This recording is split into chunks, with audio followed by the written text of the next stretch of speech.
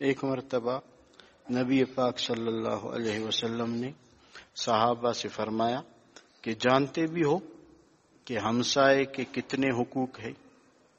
جانتے بھی ہو ہمسائے کے کتنے حقوق ہیں؟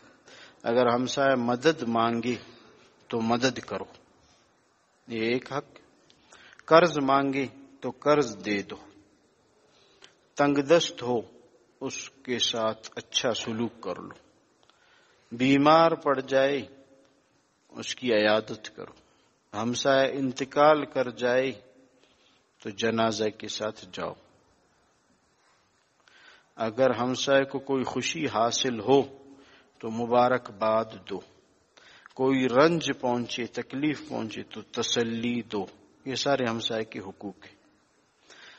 ہمسائے کی اجازت کے بغیر اپنا مکان اتنا اونچا نہ بناؤ کہ اس کو خاطر خواہ ہوا نہ پہنچ سکی، اس کی ہوا کا بھی خیال کرو، اس کی دھوپ اور سائے کا بھی خیال کرو۔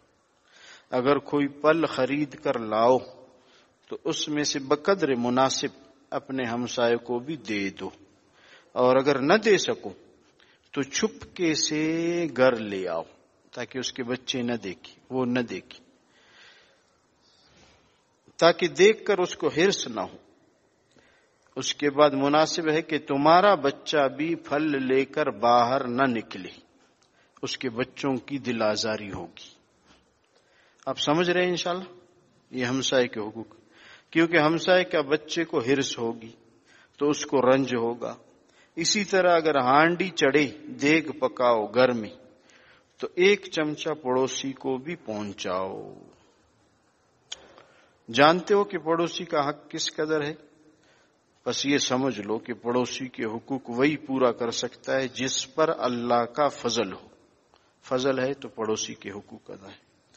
صحابہ کرام فرماتے تھے کہ تمہیں کیا ہوا اپنے بعد والے لوگوں کو، تمہیں کیا ہوا کہ تم اپنے پڑوسیوں کے ساتھ ایسے لڑتے جھگڑتے ہو، ایسے لڑتے جھگڑتے ہو۔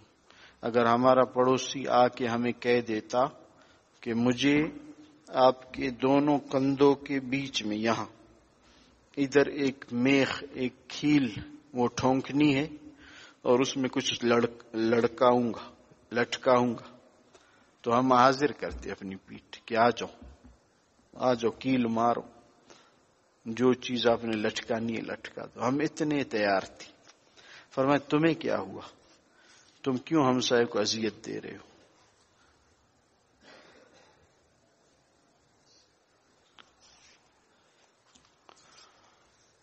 اللہ ہمیں نہ پکڑے ہمسایوں کے رشتے